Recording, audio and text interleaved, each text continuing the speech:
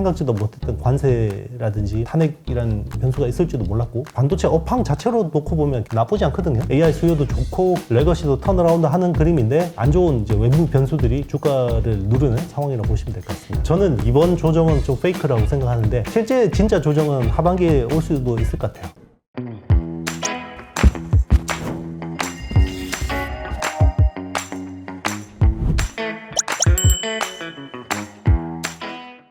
안녕하세요, 이호석입니다. 월간하신 시간이 돌아왔습니다. 안녕하세요. 네, 안녕하십니까? 한 달이 길었던 것 같아요. 그렇게 그쵸. 일이 많았지?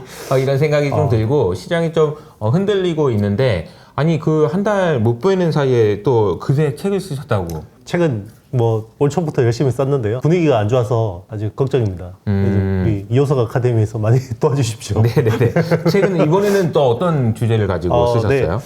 일단 이제 AI 사이클이 이제 약간 이제 변곡점이 왔잖아요. 이제 하드웨어에서 이제 소프트웨어로 가고 있고, 그리고 이제 유리기판이라는 새로운 또 모멘텀이 나왔고, 온 디바이스 AI 이런 쪽으로 이제 확장되는 사이클이 이제 약간 변화하는 그림에서 또 어떤 기업들이 큰 시세를 줄 거냐? 네, 시세를 낼 건지 그런 것들 좀 예측해 본 책이고요. 사실 10배 종목을 찍어주는 책은 아닙니다. 사실 제가 그런 능력은 없고 10배 주식을 내기 위해서는 또 어떤 관점이 관점이 필요하고 또 제2의 한미 반도체 같은 회사가 국내에서 어떻게 나올 수 있을지 이런 것들을 좀 한번 정리를 해봤습니다.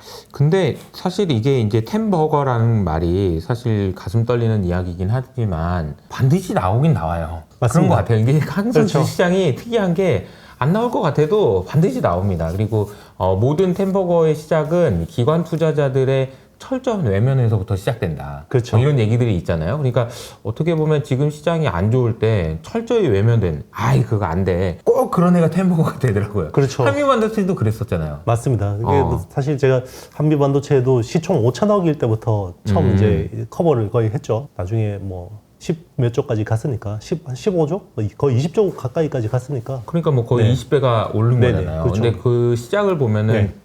철저한 외면. 맞습니다. 안 된다. 그거는 그렇죠. 안 된다. 무슨 후공정이 말도 안 되는 소리 하지 맞습니다. 마라. 근데 그렇죠. 이런 잘못된 시각이 바뀌는 과정에서 이제 큰 시세가 나는데, 지금도 어떻게 보면은 AI에 대한 시각이 작년에 굉장히 이제 뜨거웠다가 지금 또 차갑다가 또 다시 이제 새로운 모습으로 또 바뀔 거잖아요. 그럼 네, 변곡점에 맞습니다. 있다 이런 얘기인가 보네요. 그렇죠. 네. 그런 내용들을 잘 정리했고, 그리고 한국 테크하고 미국 테크 기업 중에 좀 올해 주목할 만한 기업들을 제가 한 40개 종목 정도를 좀 선별해서 네, 포함했습니다. 네. 40개 이번에는 종목을? 부록은 없습니다. 40개 종목을 네네. 선별해서. 네네. 그러니까 이제 사실은 AI 사이클이 큰 변화다라는 것이 하드웨어 중심에서 소프트웨어로. 네네. 그러니까 소프트웨어로 바뀐다라는 것도 이제 큰 변화인 거고. 네네, 맞습니다. 그리고 이제 유리기판이라든지 온 디바이스 AI에서도 기대를 했는데 안 나와, 기대를 했는데 안 나와. 근데 결국은 나올 거니까. 그 맞습니다. 상황에서 어떤 기대를 할 수 있는지 관심 가져주시면 좋을 것 같습니다. 밑에 있는 링크를 통해서 한번 확인해 보시면 좋을 것 같고요. 오늘 첫 번째 주제를 레거시 메모리 쪽으로 가져오셨는데, 최근 레거시 메모리 반도체 가격의 반등 속도가 좀 빠른 것 같은데, 이게 좀 업데이트를 좀 해주시면 좋을 것 같아요.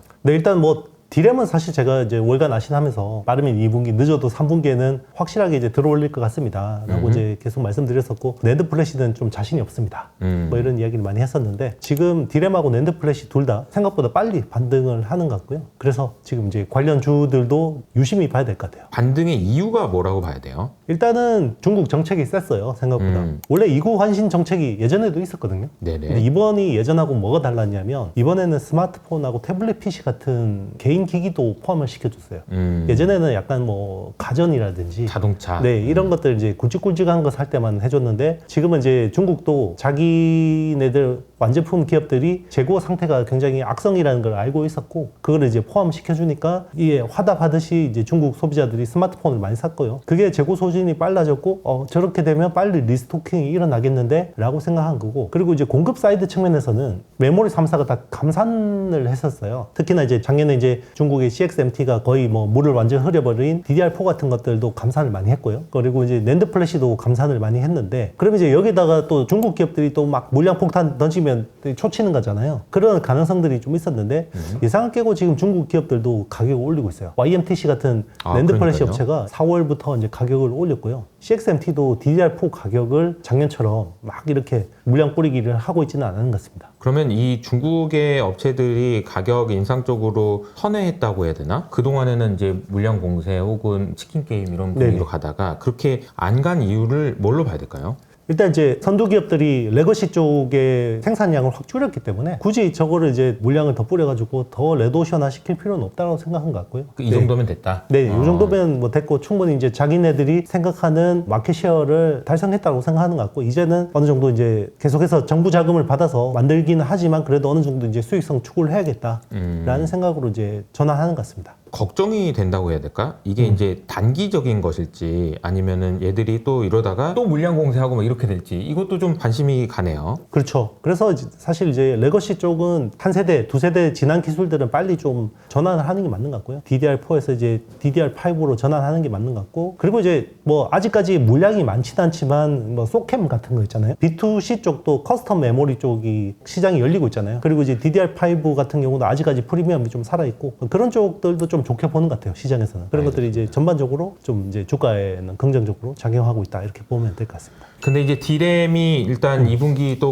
혹은 3분기 정도 반등이 예상됐었는데 뭐 낸드까지 올라가니까 이제 분위기는 나쁘지 않은 것 같다. 그러면 전체적으로 전망은 D램이든 낸드든 이제 하반기, 뭐 상반기, 뭐 6월까지 하반기까지 이제 어떤 흐름을 이제 갈 거로 예상을 하세요? 가격은 꾸준하게 이제 올라갈 수 있을 것 같아요. 근데 이제 지속 가능하냐 여기에 대해서는 사실 굉장히 엇갈리는 것 같아요. 아, 네. 왜냐면 이게 물량을 줄였잖아요. 그쵸. 감산을 통해서 이제 가격을 올리는 거고 그리고 여기에는 약간 유통 쪽에서 가수요가 붙은 측면도 있어요. 이게 언제 이런 분위기가 있었냐면 2022년 기억나시겠지만 그때 감산을 했잖아요. 그때 사상 초유의 일이었잖아요. 감산을 돌입한 게. 근데 감산을 하다 보니까 이게 이제 유통업체들이 이렇게 되면 공급이 줄어드니까 수요가 안 좋다고 하더라도 어느 정도 이게 가격이 올라가겠는데라고 해서 유통업체들이 좀 물량을 많이 땡겼어요. 재고를. 그러니까 이제 그런 가수요, 그러니까 트레이딩 수요가 붙으면서 그게 실제로 수요가 좀 살아나니까 급등을 했거든요. 그래서 2022년 하반기부터 2023년은 굉장히 사실 주가 시세가 좋았잖아요. 반도체가. 네네네. 네, 그런 거를 좀 기대할 수 있는데 그때는 그런데 이제 공급을 줄인 데다가 수요가 확 늘어나는 AI가 그때 붙었으니까요. 그런 게 있는데 지금 AI라고 하는 수요는 이제 추론이라든지 아니면 온디바이스 AI 같은 쪽인데 여기에 대해서 서버 투자처럼 막 뭔가 폭발적으로 일어날지에 대해서는 조금 약간 이제 반신 많이 하는 것 같아요. 아직까지. AI 얘기가 나왔으니까 사실 이제 AI 수요가 최근에 이제 반도체에서는 굉장히 중요했었는데 미국에서 여러 가지 노이즈들이 좀 나오고 있거든요. 이 부분은 좀 어떻게 봐야 될까요? AI 반도체라고 하는 쪽에서의 수요는 국내 업체나 이제 전체적인 메모리 업체에 이제 영향을 어떻게 봐야 될지. 빅테크들의 서버 투자가 제일 중요하잖아요. 그래서 저는 빅테크들의 서버 투자가 오래 꺾일 것 같지는 않아요. 네. 올해는 네, 유지된다. 올해는 유지될 것 같은데 일단 내년에는 꺾일 수도 있다고 생각합니다. 일단 아니면 증가율이 급속도로 둔화되든지 네. 뭐 그런 가능성이 있다고 하는데 그동안 엔비디아 칩을 제일 열심히 사주던 회사가 마이크로소프트거든요. 근데 마이크로소프트가 사실 최근에 약간 계속해서 노이즈를 주고 있습니다. 임대한 것들을 자꾸 이제 취소하기도 하고 원래 올해 마이크로소프트의 AI 캐펙스가 800억 달러 정도 되거든요. 그렇게 이야기를 하다가 그 다음부터 계속해서 이제 임대 계약을 취소하거나 이런 것들을 하고 있는데 어떻게 보면 뭐 애저에 이제 더 이상 AI 투자를 줄이겠다 이런 게 아니라 오픈 AI하고 이제 결별하는 수순인 것 같아요. 그동안에는 오픈 AI가 마이크로소프트 애저를 많이 썼잖아요. 컴퓨팅 파워를. 근데 이제 마이크로소프트가 감당하기 힘들 수준으로 이제 오픈 AI의 컴퓨팅 파워 수요가 늘고 있고 최근에 이제 오픈 AI가 독자적으로 이제 이런 컴퓨팅 파워를 많이 늘리고 있거든요. 그 대표적인 게 스타게이트 같은 것들이고 그쵸. 그리고 이제 지금 뭐 소프트뱅크에서 또 큰 규모의 자금을 또 펀딩 받아서 자체 또 데이터 센터를 꾸리려고 하고 있고 이런 것들이 맞물리면서 약간 노이즈를 주는 것 같습니다. 아직까지 마이크로소프트도 뭐 AI 캐펙스 컷을 한다 이렇게 보고 있지는 않습니다. 근데 이제 캐펙스 컷을 하는 건 아닌데 말씀하신 대로 이제 내년에는 올해 작년 그러니까 이제 24년에도 성장률이 높았고 30%대 올해는 뭐 40%대 그러면 내년에는 성장률 자체가 좀 뭐 10%대 이렇게 되면은 주가 측면에서 좀 맥이 풀릴 것 같아요. 그렇죠. 그러면 그건 주가는 또 어떻게 영향을 주는지 이미 내년 거를 반영해서 빠졌다고 볼 수도 있는 건지 뭐 이런 것도 좀 궁금하긴 하거든요. 저는 이번 조정은 좀 페이크라고 생각합니다. AI 쪽의 조정은 페이크라고 생각하는데 실제 진짜 조정은 하반기에 올 수도 있을 것 같아요. 제가 월간 아신 계속 출연하면서 말씀드린 게 올 상반기는 좋게 보는데 투자 아이디어 중에 하나가 AI 수요가 유지되면서 이제 레거시가 턴어라운드 하는 그림이었거든요. 근데 그 그림대로 가고 있는데 이제 AI 수요에서 계속 노이즈가 나오면서 그게 약발이 안 먹히고 있고 그리고 이제 지금 뭐 생각지도 못했던 관세라든지 막 이런 여러 가지. 예, 그리고 네. 이제 국내에 이제 뭐 사실 탄핵이란 변수가 있을지도 몰랐고 그런 것들이 좀 변수로 작용하면서 반도체 업황 자체로 놓고 보면 굉장히 나쁘지 않거든요. AI 수요도 좋고 거기에다가 레거시도 턴어라운드 하는 그림인데 안 좋은 이제 외부 변수들이 굉장히 주가를 누르는 뭐 그런 상황이라고 보시면 될 것 같습니다. 반도체 자체적인 이제 시황이 그렇게 나쁘진 않은데 외부적인 요인들이 좀 부정적인 영향을 좀 주고 있는 것 같다. 정리하시면 좋을 것 같고 내부적인 뉴스 중에서는 좀 인상적이었던 게 삼성전자가 YMTC의 특허를 쓴다. 이거 이제 뭐 기사 내용만 제목만 보면 이거 이제 뭐냐 도대체 이런 생각을 할 수 있는데 이게 어떤 내용이에요? YMTC라는 회사는 낸드 플래시를 주로 생산하는 회사인데 기존의 뭐 삼성전자, SK하이닉스, 마이크론 대비해서 기술력이 아주 뛰어나다 전반적으로 그렇게 보기 힘든데요. 특정 기술 쪽에서는 굉장히 앞서갈 정도가 됐다라는 거죠. 그러니까 지금 여기서 기술 라이선스라는 게 어떤 거냐면 엑스태킹이라는 기술이긴 한데요. 이게 기존의 낸드 플래시 같은 경우는 그 회로구, 페리라는 부분 위에다가 데이터 셀을 쌓는 구조거든요. 네네. 근데 지금 데이터 셀이 아파트처럼 계속해서 고층화되고 있잖아요. 네. 지금 236단에서 이게 막 나중에 400단까지 가야 되거든요. 236단에서 막 400단 수준까지 가면 이 셀들이 하중 때문에 무너져요. 너무 높으니까.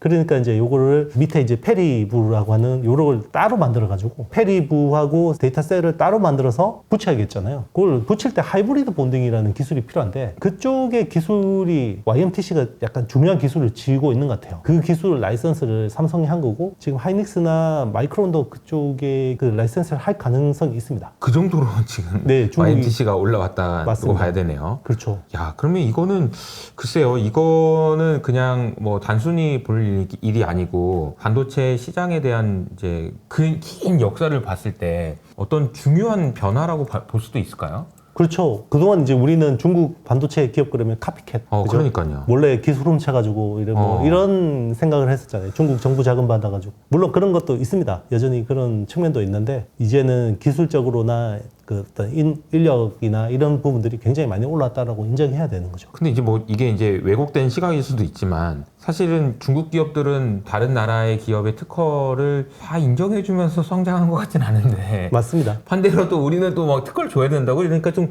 기분이 좀 묘하네요. 그렇죠. 근데 이제 어쨌든 우리의 그 레거시 커머디티 메모리 시장의 50~60%가 중국에 있기 때문에 할 수 없죠. 우리는 이제 어쨌든 우리 내수가 없고 수출의 의존도가 의존하기 크기 때문에 맞습니다. 이게 참 어려운 부분들이 네. 우리나라에 만약에 우리나라의 내수 시장이 충분히 크다면 이런 걱정을 안 할 텐데 해외로 수출을 해야 되는 입장, 특히 이제 중국에다 수출을 해야 되는 입장이다 보니 이거는 뭐 좀 딴 얘기긴 하지만 뭐 이제 JY가 뭐 중국에 갈 수밖에 없는 상황. 그렇죠. 이런 것도 영향이 있지 않겠어요? 그러니까 이게 뭐 아유 이제 뭐 미국하고 등지고 중국 가는 거 아니냐 이렇게 생각하시는 분들이 있어요. 단순하게 생각하시는 분들은. 그러니까 왜 또 중국 가고 앉았냐 지금 그렇죠.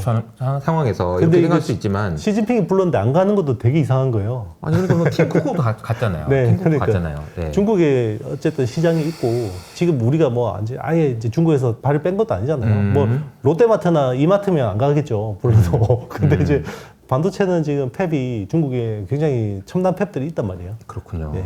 이게 어쩔 수 좀 없습니다. 국가 안보나 여러 가지 측면에서도 좀 네. 고려해봐야 될 점들이 많이 있겠다라는 생각이 좀 들고 어제 같은 경우에도 보니까 한중일이 모여가지고 야, 미국이 저렇게 관세 나오는데 우리라도 좀 똘똘 뭉쳐? 뭐 이런 얘기를 했다는 거 뉴스가 나왔는데 이걸 보고 저는 좀 걱정이 되는 게 또 오늘 밤에 또 트럼프가 뭐라고 할래나 이런 것도 좀 걱정이 되고 그렇죠. 상황이 계속 이런 교착 상태가 계속되는 게 기업 입장에서는 참 난처할 것 같다는 생각이 들어요. 반도체 회사도 마찬가지라고 봐야 되겠죠? 네, 뭐 그렇게 보던데요. 근데 이제 저는 4월은 좀 희망적으로 볼 만한 측면들이 있는 게 지금 4월 2일 날 뭐 사실 뭐 우리가 생각한 것보다 훨씬 안 좋게 보편 관세 쪽으로 지금 분위기 가고 있잖아요. 그렇죠. 그게 이제 이미 시장에 프라이싱이 돼 있고요. 관세에도 이제 때릴 대로 다 때렸잖아요. 그럼 보편 관세 20% 때리면 이제 여기서 뭐 그렇죠. 네, 뭐 몇몇 말 안 듣는 국가한테는 또 따로 더 때리겠지만 관세에 대한 부분들은 안 좋은 건 다 반영됐다고 볼 수 있고 이제는 트럼프가 경제를 망가뜨리면 자기도 이걸 나중에 말 바꾼다고 해서 이게 나중에 수습이 안 되는 수준까지 올 수 있기 때문에 그렇죠. 미국 시장이 추세를 부러뜨리고 내려오는 상황이기 때문에 계속해서 더 밀어버리기는 트럼프도 쉽지 않다고 생각하거든요.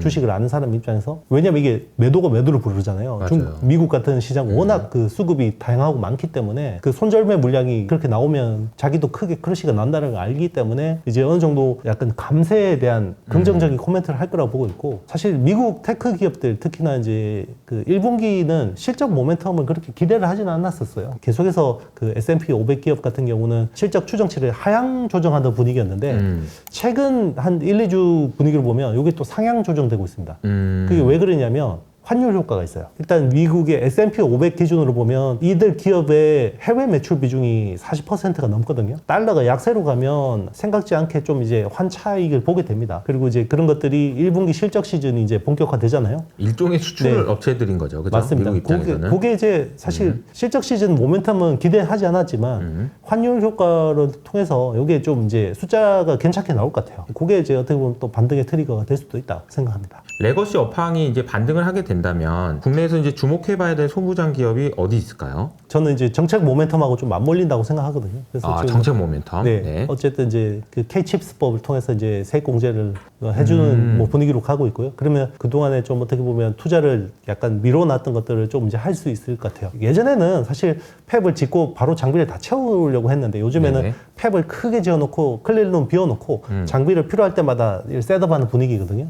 근데 이제 지금 폐업이 거의 다 찼어요. 그래서 폐업 투자가 좀 일어나야 될 것 같고, 그게 이제 평택의 뭐 P4라든지 P5 뭐 관련된, 그리고 이제 SK하이닉스도 지금 뭐 청주 폐업 같은 데다가 신규로 약간 투자가 있을 수도 있고요. 그렇게 되면 이제 인프라 장비를 하는 뭐 STI 같은 회사들, CCSS라고 해서 화학약품 공급 장치, 뭐 그런 관한 회사들은 조금 관심 가질 만하다고 보고 있고요. 테크 마이그레이션이라고 하죠. 이제 새로 막 공장을 짓는 건 아니지만 기존 노후화된 라인을 약간 장비 몇 개 바꿔서 새로운 라인으로 바꾸는 그런 쪽은 이제 유진테크나 주성 엔지니어링 같은 ALD 업체들, 뭐 이런 쪽을 좀 관심 가질 만하고요. 지금 분위기가 계속해서 이제 레거시 쪽 가격이 오르고 있잖아요. 네. 가격이 오르면 갑자기 막 캐파를 늘릴 수 있는 분위기는 아니잖아요. 지금 HBM이나 이런 쪽 투자는 몰라도 기존의 레거시 쪽을 지금 가격 올라간다고 막 투자하고 이런 분위기는 아니죠. 그러면 요거를 외주를 줄 가능성이 높아요. 외주를 이렇게 많이 줄 가능성이 높은데 그 외주 쪽에서 국내 1위 OSAT 업체가 있어요. 그 후공정 전문 업체 하나마이크론. 뭐 이런 회사들은 이번에 조정 받았을 때 조금 약간 기회가 있지 않을까 생각해 봅니다. 네네. 이거는 이제 그 레거시 업황이 반등할 때 네. 투자할 수 있는 아이디어를 주셨고요. 이제 외주에 맡길 가능성이 좀 있다. 네, 측면 맞습니다. 테크 마이그레이션을 할 경우에 어떤 회사들이 좋은지 이야기를 좀 해주셨습니다.